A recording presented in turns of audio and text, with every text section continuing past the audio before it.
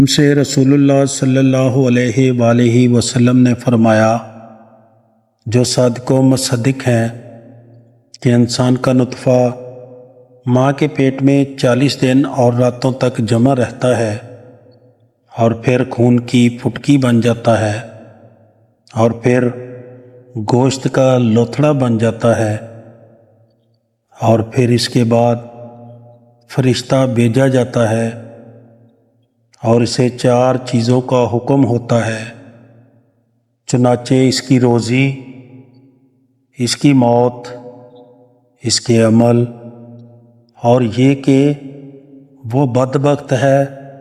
یا نیک بخت لکھ لیتا ہے، اور پھر اس میں روح پھونکتا ہے اور تم میں سے ایک شخص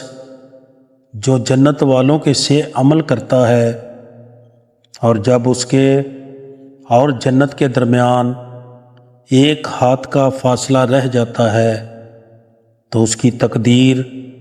غالب آتی ہے